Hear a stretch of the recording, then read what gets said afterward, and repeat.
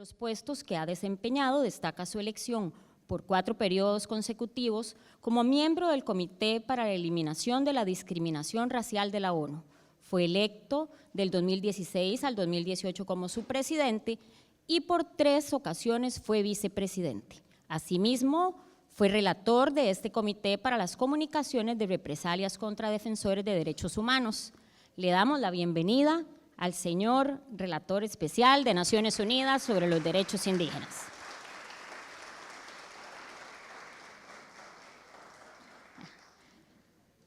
Quienes tengan alguna consulta o comentario para el señor relator, las podrán realizar por escrito y serán evacuadas al cierre de la jornada. Gracias.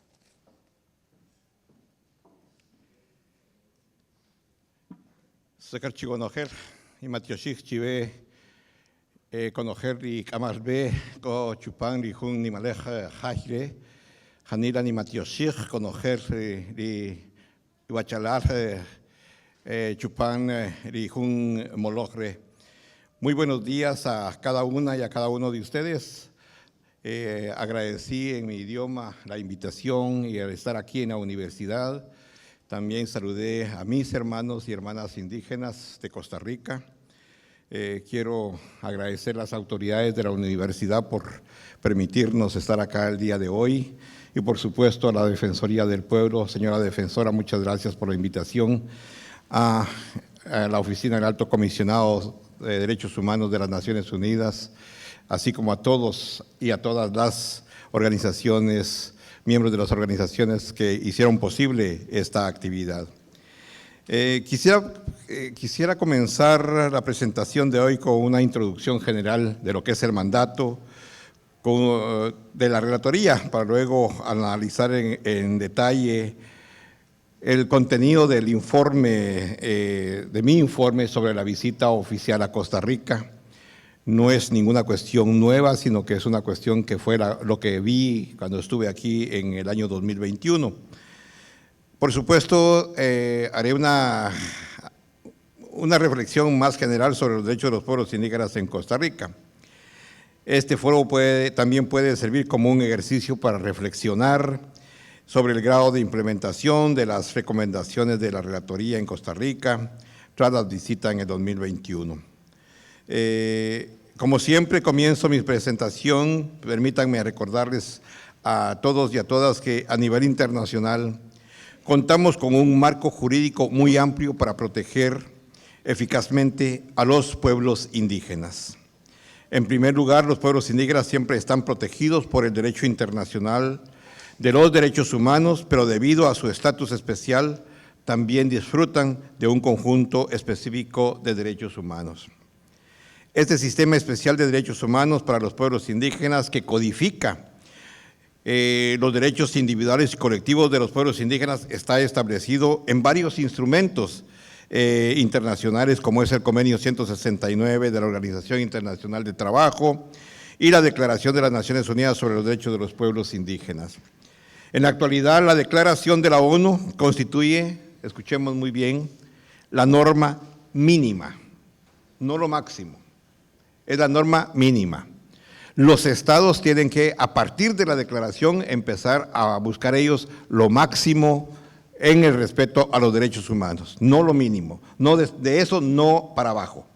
Todo es para arriba después de la declaración de la ONU.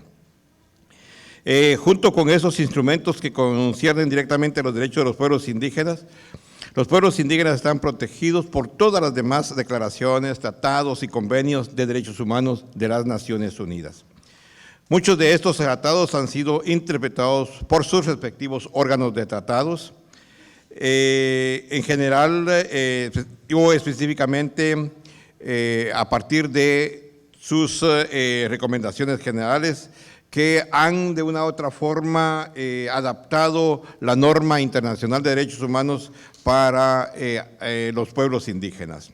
El caso más reciente es el de la CEDAW, con la Recomendación General 39, que aborda la especificidad de las mujeres y niñas indígenas, incluidos los retos a los que se enfrentan y la necesidad de proteger sus derechos colectivos a la tierra, el territorio, los recursos y la participación, que era lo que estaba hablando la hermana Rivera el día de hoy, sobre la necesidad de que las mujeres también tengan no solo el acceso, sino el derecho de poseer y ser propietarias de la tierra.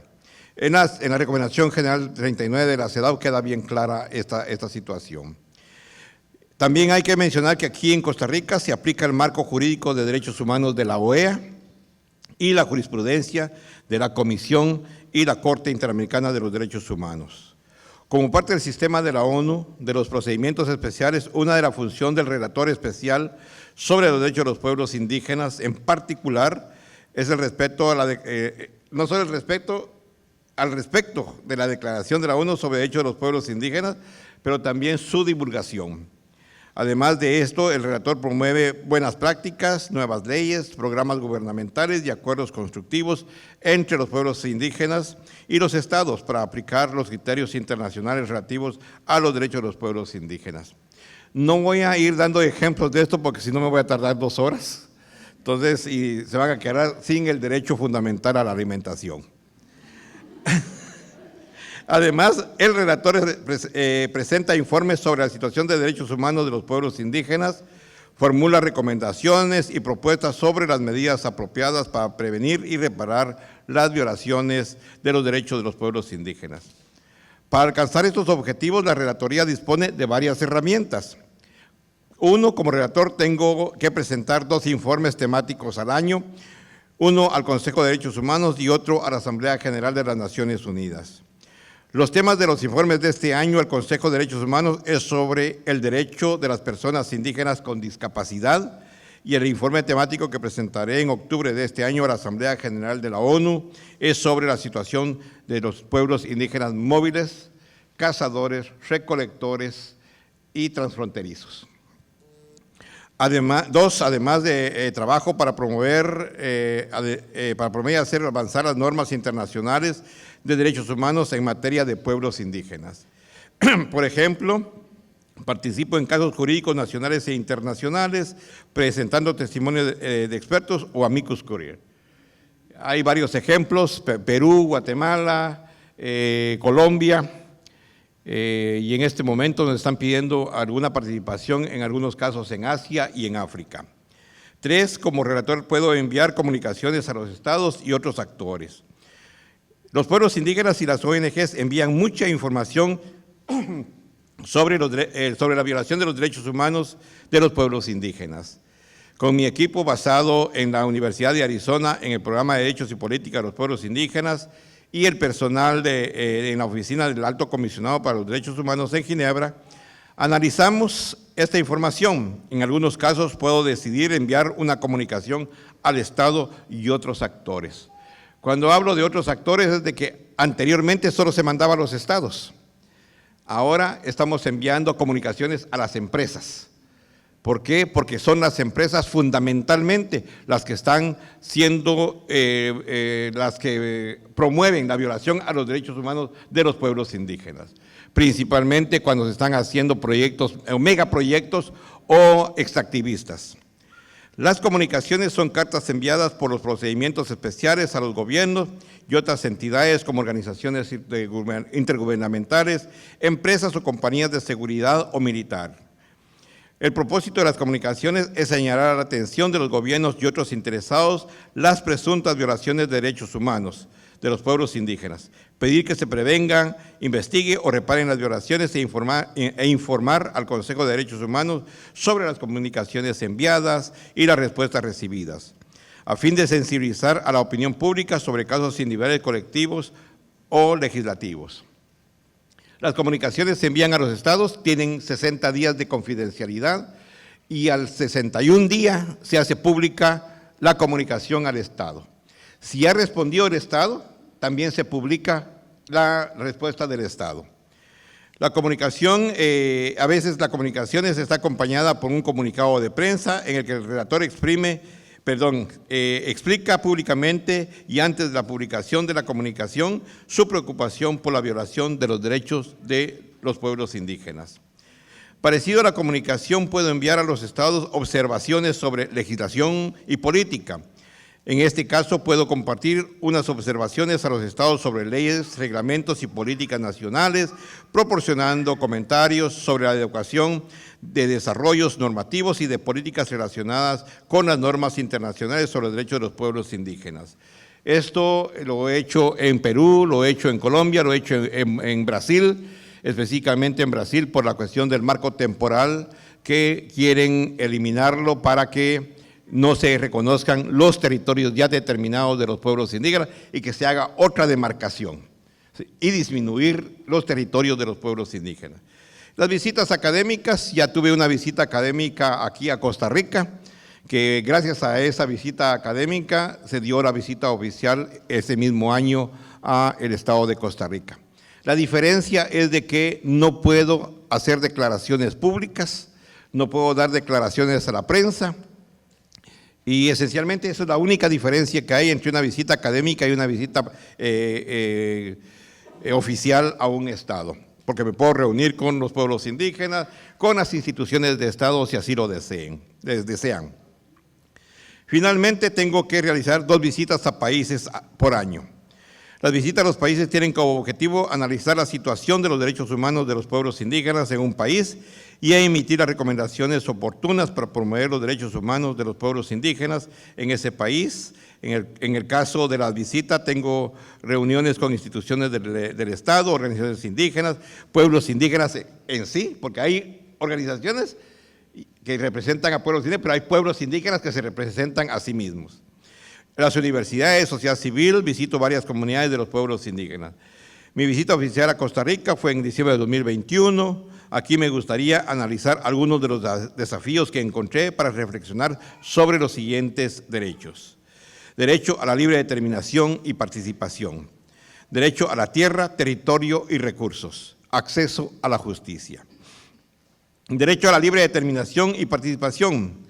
En base al artículo 1 del Pacto Internacional de Derechos Civiles y Políticos y el Pacto Internacional de Derechos Económicos, Sociales y Culturales, así como el artículo 3 de la Declaración de la ONU sobre los derechos de los pueblos indígenas gozan del derecho a la libre determinación. Corolario es el derecho a la participación política, que en el caso de los pueblos indígenas se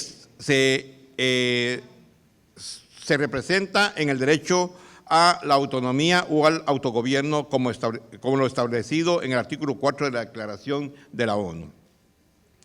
El derecho a la participación política implica el reconocimiento y el mantenimiento de sus instituciones de toma de decisiones, incluida la libre elección de sus autoridades tradicionales. Esto debe llevarse a cabo sin injerencias externas, lo que implica que los estados tienen el deber general de no interferir en el funcionamiento de estas instituciones o de imponer la que los estados les interesa que estén en ese momento en las comunidades. Para garantizar el funcionamiento de las instituciones indígenas de autogobierno, el Estado debe proporcionar asistencia financiera y técnica. Esta obligación se deriva de los artículos 4 y 39 de la Declaración de la ONU sobre los derechos de los pueblos indígenas.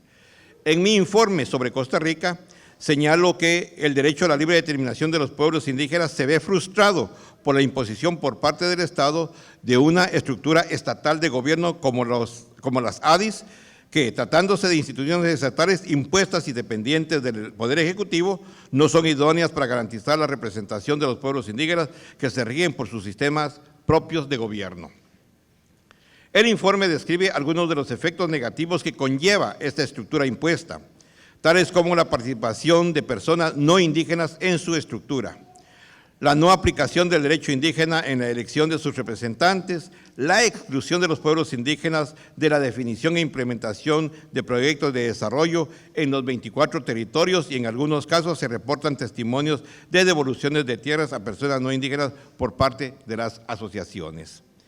Según la información recibida en el curso de la visita, las asociaciones de desarrollo integral en ocasiones ejercen un poder arbitrario al autorizar la tramitación de permisos sanitarios, la administración de agua, electricidad o el otorgamiento de becas socioeconómicas, entre otros, impidiendo a miembros de los pueblos el pleno disfrute de sus derechos económicos, sociales y culturales. Según el derecho internacional, la definición de pueblos indígenas se basa en la autoidentificación a nivel individual y la aceptación por parte del pueblo como miembro de este de forma colectiva. Con base a los principios de libre determinación y autogobierno, son los pueblos indígenas los únicos que pueden establecer los criterios y pertenencia de sus pueblos con base a su derecho propio. Dada la preexistencia del pueblo al Estado, el otorgamiento de personalidad jurídica es un acto meramente declarativo y no constitutivo, y no es una condición para el ejercicio de sus derechos.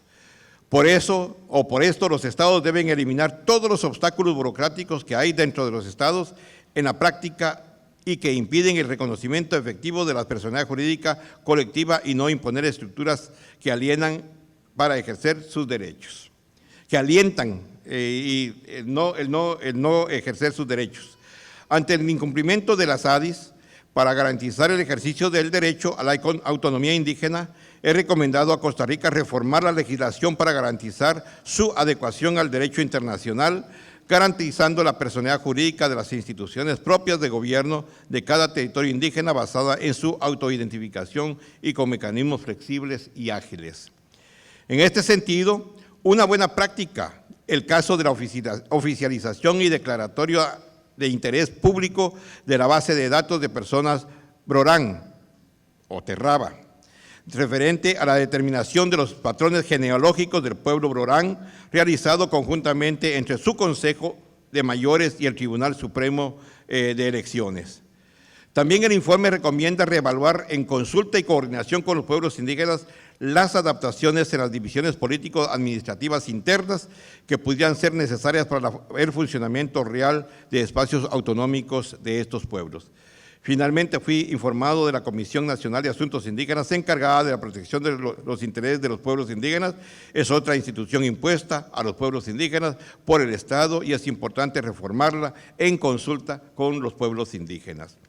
Hay también una dimensión externa de participación política de los pueblos indígenas, que es el derecho a estar representado en las instituciones del Estado, como tener escaños en el Parlamento. El informe concluye que es importante adoptar acciones positivas para favorecer la participación de los pueblos indígenas en las instituciones estatales a nivel alto. Asimismo, recomienda adoptar medidas afirmativas para garantizar la participación política de las mujeres indígenas, incluyendo el reconocimiento del Foro de Mujeres Indígenas como interlocutor público y de pleno derecho. Otro importante aspecto para el ejercicio de la libre determinación de los pueblos indígenas y su participación política es el derecho establecido en el artículo 19 de la Declaración de la ONU a ser consultados y obtener su consentimiento previo, libre e informado antes de adoptar leyes, programas y actos administrativos que los puedan impactar. En este sentido, el informe identifica como buena práctica la adopción de un mecanismo de consulta indígena por parte del gobierno. El decreto ejecutivo que adoptó tal mecanismo fue aprobado en el 2018 con la participación y el consentimiento de 22 territorios indígenas y elaborado con más de 120 visitas territoriales.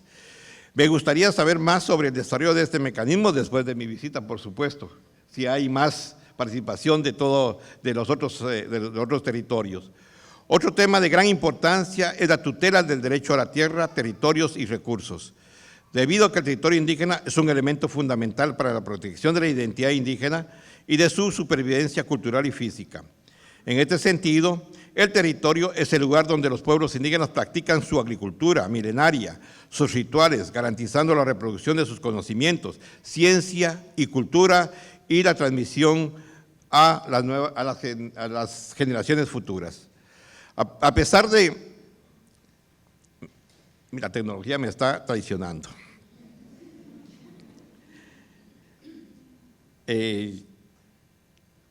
Ahora se me perdió todo lo que tenía que decir. Los apuntes que tenía se me han perdido, pero aquí lo encuentro otra vez.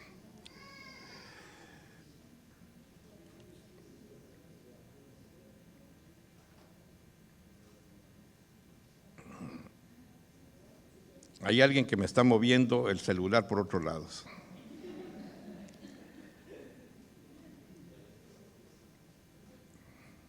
Me están hackeando mi teléfono. A pesar de que este derecho a la tierra, el territorio y los recursos están bien establecidos a nivel internacional, tanto en la Declaración de las Naciones Unidas sobre los Derechos de los Pueblos Indígenas, el artículo 26, como en el convenio 169 de la OIT, artículo 13 al 19, así como en la jurisprudencia de la Corte Interamericana y otros organismos de las Naciones Unidas. Lamentablemente, este derecho es uno de los más violados, no solo en Costa Rica, en todo el mundo. Esto es algo que he encontrado, similar en todas partes del mundo. En el caso de Costa Rica, hay una ley muy avanzada que reconoce los territorios indígenas como inalienables e imprescriptibles, no transferibles y exclusivos para los pueblos indígenas que los habitan. Sin embargo, esta ley no es totalmente implementada. Hoy parte del territorio de los pueblos indígenas cuenta con la presencia y coocupación por parte de personas no indígenas. Esto ocurre principalmente porque hay un retraso en la titulación de la tierra y en el proceso de restitución y saneamiento.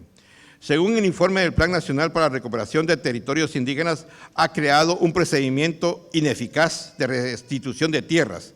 Los retrasos en la implementación del Plan Nacional para la Recuperación de Territorios Indígenas es debido a las judicializaciones ante el Tribunal Administrativo que se presentan en cualquier fase del proceso. También ciertos fallos a favor de personas no indígenas por parte de tribunales administrativos, debido a un desconocimiento del marco legal sobre los derechos territoriales indígenas, así como casos de no ejecución de desalojos administrativos de personas no indígenas. En el 2011, debido a la falta de voluntad política de las instituciones del Estado para el saneamiento de sus tierras, los pueblos indígenas se vieron obligados a iniciar recuperación de hecho organizadas de sus propias tierras, al tratarse estas de su único medio de vida y reproducción cultural. En el informe expresé mi preocupación por los actos de violencia documentados, como amenazas contra las personas recuperadoras de tierras y 2 asesinatos de líderes indígenas. En este sentido, recomendé al Estado de reconocer públicamente la legitimidad de las fincas recuperadas y garantizar su derecho al acceso a los servicios básicos, incluidas el agua.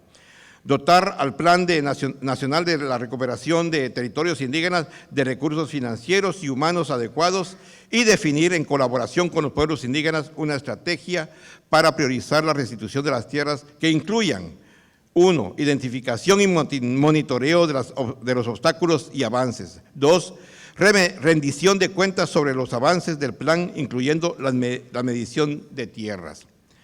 También recomendé colaborar con las autoridades propias en el desarrollo de los planes ad hoc de restitución de tierras para cada territorio en el que se prioricen los desalojos administrativos de personas no indígenas que amenazan y generan violencia en los territorios. Otra recomendación incluyen garantizar que los desalojos resultantes de la implementación del Plan Nacional para la Recuperación de Territorios Indígenas se realicen conforme a los estándares internacionales y la adopción del plan financiero de compensación a los poseedores de buena fe, adecuado y ajustado a plazos razonables.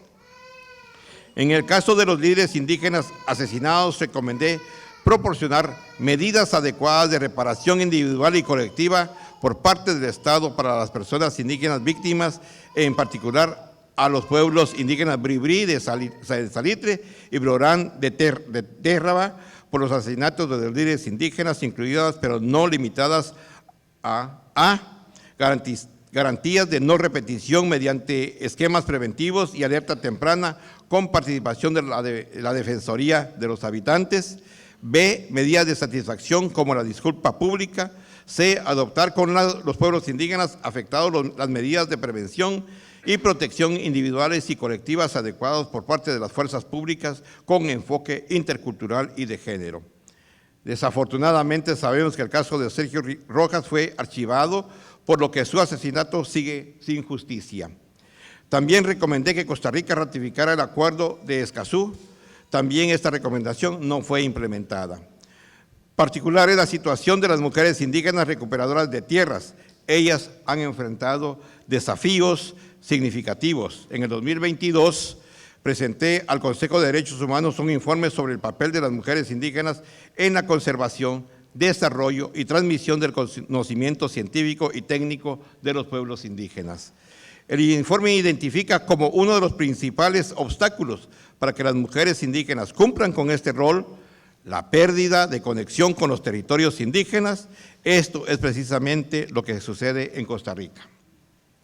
Las mujeres indígenas han estado en primera línea en la recuperación de tierras porque saben que la pérdida de la tierra conlleva una pérdida de la cultura e identidad indígena. Las mujeres indígenas reconocen que la desconexión con su territorio es una de las razones profundas de las altas tasas de suicidio y drogadicción entre los jóvenes indígenas, quienes pierden la conexión con su identidad. Por esta razón es urgente que Costa Rica implemente su ley sobre el derecho a la tierra y territorios indígenas. En el informe también recomendé promover la participación de las mujeres indígenas en el acceso justo a la tierra y a los recursos en los procesos de restitución de la tierra. Las mujeres indígenas en Costa Rica tienen muchos proyectos de desarrollo sostenible que no pueden ser implementados por falta de acceso a la tierra. Por ejemplo, aunque son las mujeres indígenas quienes cuidan la naturaleza, a menudo no pueden acceder al programa de pago por servicios ambientales gestionado por las asociaciones de desarrollo integral indígena. Finalmente, el informe expresa preocupación por la gestión por parte del Patronato Nacional de la Infancia de algunos casos en los que hay niños y niñas indígenas involucrados en el proceso de recuperación de tierras. Según la información recibida, el patronato considera esta conducta como un acto que inicia el proceso de alejamiento del menor de la familia y su reubicación en instalaciones fuera de los territorios indígenas de origen, en ocasión sin interpretación.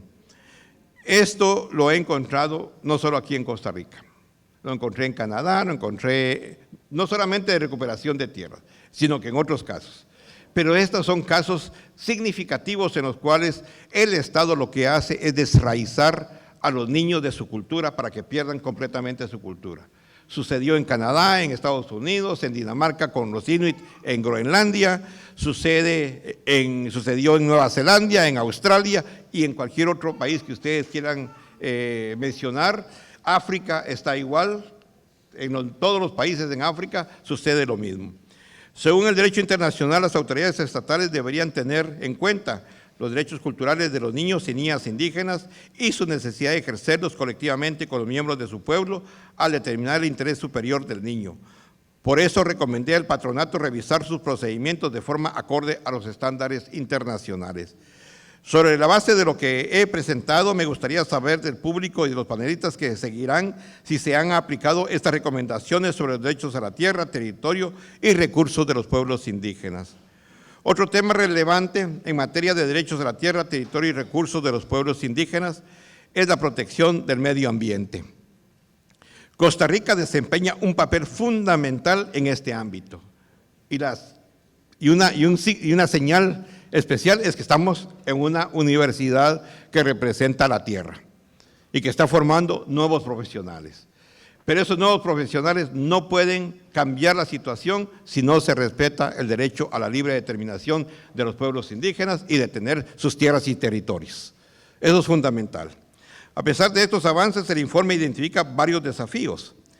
Uno, falta de consulta adecuada. Los pueblos indígenas no son consultados adecuadamente en la definición y manejo de las áreas protegidas, lo que afecta su acceso a lugares sagrados y actividades ancestrales. Dos, obstáculos en el acceso a recursos naturales. En algunos territorios los pueblos indígenas enfrentan restricciones en la pesca y caza ancestral a pesar de realizar estas actividades de manera sostenible.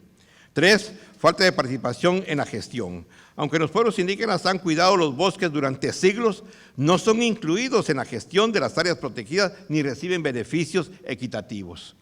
Cuatro, problema con el programa de pago por servicios ambientales. Los pueblos indígenas se enfrentan barreras administrativas y culturales para acceder a este programa y la falta de fondos continuos ponen en riesgo proyectos sociales vitales. 5, la contaminación. La industria agroalimentaria contamina algunas zonas de amortiguamiento de las áreas protegidas, afectando territorios indígenas y lugares sagrados. Es importante recordar que según el derecho internacional, los estados están obligados a consultar y obtener el consentimiento previo, libre e informado de los pueblos indígenas antes de adoptar cualquier proyecto de desarrollo que afecte a sus tierras y recursos. Esto se aplica tanto a empresas privadas como públicas, así como a la creación de áreas protegidas. Permítanme aclarar que el derecho no es simplemente el derecho a un proceso de consulta, sino al consentimiento, y que el proceso de consulta debe llevarse a cabo de buena fe y de acuerdo con las normas de derecho internacional que han interpretado el significado del consentimiento libre, previo e informado. Además, los estados tienen la obligación de adoptar medidas eficaces para garantizar que no se almacenen ni eliminen materiales peligrosos en las tierras o territorios de los pueblos indígenas y para mitigar la consecuencia adversa de dichas actividades. Por eso recomendé al Estado de Costa Rica incluir la consulta previa, libre e informada y la obtención del consentimiento de los pueblos indígenas como requisito indispensable para la creación de áreas protegidas en sus territorios. Garantizar la participación de los pueblos indígenas en el manejo, administración y control de estas áreas protegidas. Asegurar que los pueblos indígenas tengan acceso a los recursos naturales y el disfrute de estos para ejercer sus actividades culturales ancestrales y de subsistencia. Asignar fondos ambientales adecuados gestionados por las propias autoridades indígenas y asegurar la accesibilidad para la gestión de tales fondos. Para terminar, me gustaría analizar el tema del acceso a la justicia para los pueblos indígenas. El acceso a la justicia para los pueblos indígenas es un tema crucial que abarca dos dimensiones fundamentales. Por un lado, tenemos la dimensión individual que se refiere a cómo los individuos indígenas pueden acceder a la justicia. Por otro lado, existe una dimensión colectiva relacionada con el ejercicio del derecho de los pueblos indígenas a la libre determinación en la forma de ejercer su propia justicia. Comenzaremos hablando sobre la dimensión individual del acceso a la justicia. El informe subraya varios obstáculos que impiden a las personas indígenas acceder a su derecho a la justicia. Desconfianza hacia el poder judicial local, imparcialidad y discriminación racial. Los líderes indígenas desconfían del personal del poder judicial a nivel local debido a la imparcialidad, falta de investigación de los ataques contra líderes indígenas y discriminación racial. Falta de investigación. Las autoridades fiscales a menudo no investigan adecuadamente las denuncias presentadas por personas indígenas, exigiéndoles pruebas que a menudo no se califican adecuadas o se investigan de oficio. Me encontré con una información ahorita que estoy releyendo nuevamente estas recomendaciones, un caso, en este momento no me recuerdo, de una recuperación de tierras, donde el que había invadido la tierra, que no es indígena, atacaron a la comunidad indígena. Y fueron las mujeres las que fueron más afectadas. Una de ellas fue a hacer la denuncia y lo que dijo la fiscalía y la policía fue: ustedes vienen a denunciar esto, pero este fue un conflicto entre marido y mujer. Entonces no vengan a hacer esas denuncias aquí. Y ahí tenían fotografías, tenían videos de cómo había sucedido toda la violencia en contra de esta comunidad.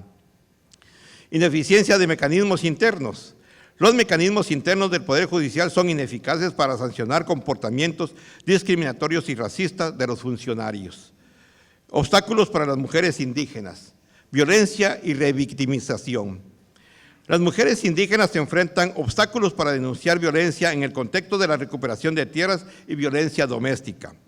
Las denuncias suelen ser realizadas o archivadas y las mujeres son revictimizadas debido a la falta de un enfoque culturalmente apropiado. Impunidad de la violencia sexual. La violencia sexual contra niñas y mujeres indígenas a menudo queda impune debido a la ausencia de un servicio judicial con perspectiva de género y culturalmente adecuado. 3. Desconocimiento de los estándares internacionales. Falta de conocimiento de los jueces. A nivel local, los jueces desconocen los estándares internacionales de derechos humanos de los pueblos indígenas, sus cosmovisiones y el control de convencionalidad. Esto es especialmente notable en el Cantón de Buenos Aires. Dilación e imparcialidad en procesos agrarios. Los jueces agrarios dilatan los procesos y no aplican el derecho indígena como referencia para resolver conflictos de tierras. 4. Falta de enfoque cultural en los servicios judiciales. Incompetencia de intérpretes. Los intérpretes no siempre tienen las competencias culturales y técnicas adecuadas, lo que viola la garantía del debido proceso al impedir el entendimiento completo del proceso por parte de las personas indígenas involucradas. 5. Uso inadecuado del peritaje cultural. Falta de consulta. La figura procesal de la diversidad cultural o peritaje cultural es inadecuada para conocer aspectos contemporáneos de los pueblos indígenas porque no se consulta con el propio pueblo sobre su cultura, sociedad y cosmovisión. Se manda a llamar a un antropólogo para que explique cuál es la cultura de un pueblo indígena. Ahí creo que es algo que tienen que ser los mismos propios pueblos indígenas los que expliquen cuál es su cultura, cuál es su cosmovisión. Con el fin de superar estos obstáculos, el informe recomienda continuar con la elaboración de la política de acceso a la justicia y su etapa de diagnóstico con la participación activa de los pueblos indígenas. Investigar, juzgar y sancionar los actos de violencia, incluida la violencia sexual contra las mujeres indígenas y la discriminación contra las personas indígenas. Eliminar las barreras al acceso a la justicia para las mujeres indígenas, incluidas las mujeres con discapacidad. Capacitar de forma continua y efectiva los derechos de los pueblos indígenas, su cosmovisión y el control de convencionalidad, especialmente en la erradicación de la discriminación racial. Adoptar medidas adecuadas para prevenir y sancionar comportamientos discriminatorios y racistas del personal judicial, particularmente en el Cantón Buenos Aires. Proporcionar recursos financieros y humanos adecuados para garantizar servicios culturalmente adecuados durante los procesos judiciales, incluyendo intérpretes gratuitos cuando sea necesario o solicitado. Incluir los derechos de los pueblos indígenas y su cosmovisión como materia obligatoria en cursos públicos de acceso al Poder Judicial y fuerzas de seguridad del Estado. Incluir en el currículo universitario y de la Escuela de Policía del estudio del derecho a los pueblos indígenas como materia obligatoria. Asegurar que los propios pueblos indígenas definan las figuras procesales de la diversidad cultural o peritaje cultural basándose en sus culturas y cosmovisiones. El peritaje cultural debe ser una medida transitoria hasta que haya un reconocimiento efectivo y equitativo del derecho propio de los pueblos indígenas, como explicaré con más detalle a continuación. En materia de acceso a la justicia se han producido algunos avances significativos que merecen ser mencionados. 1. Creación de la Fiscalía Indígena. Establecimiento de una fiscalía específica para atender casos relacionados con los pueblos indígenas. 2. Ley de acceso a la justicia de los pueblos indígenas, derecho a intérprete y traductor, costeado por el Estado. Prioridad de los casos con personas indígenas reciben prioridad. Acceso a asistencia gratuita. Asistencia y gratuidad de la justicia en procesos judiciales cuando sea requerida por una persona indígena. Capacitación permanente. Capacitación continua del personal del Poder Judicial sobre derechos de los pueblos indígenas. Por ejemplo, se incluyó en los planes anuales de capacitación y procesos de capacitación y formación dirigido para la población judicial en temas como derechos humanos y acceso a la justicia para personas indígenas. Emisión de acuerdos y circulares internas.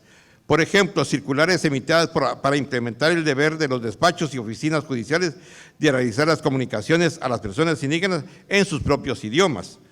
Circulares para el desarrollo en conjunto con los despachos judiciales para la creación de variables e indicadores de impacto que permitan generar estadísticas judiciales en materia de pueblos indígenas.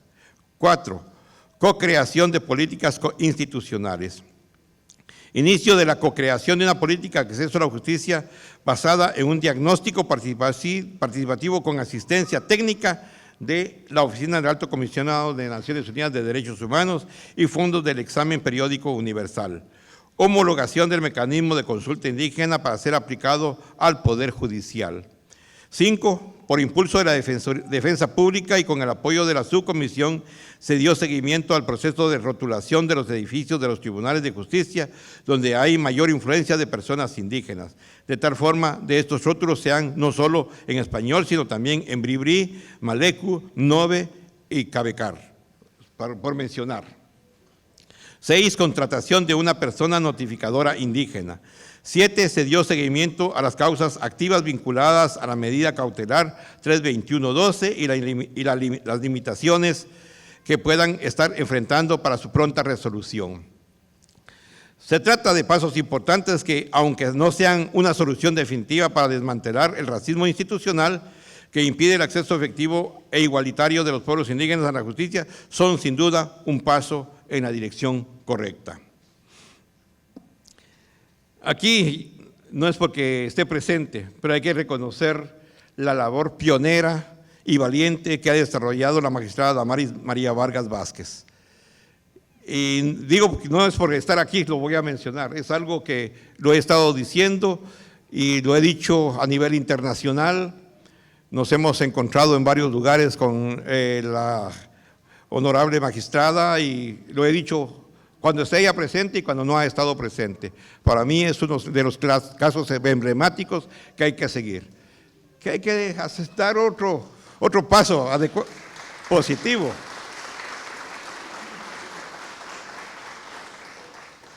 Que creo que todavía hace falta, como dirían, a dar el minuto extra en estos esfuerzos, pero creo que es un esfuerzo bastante positivo que la magistrada ha desarrollado en todo el ámbito de justicia.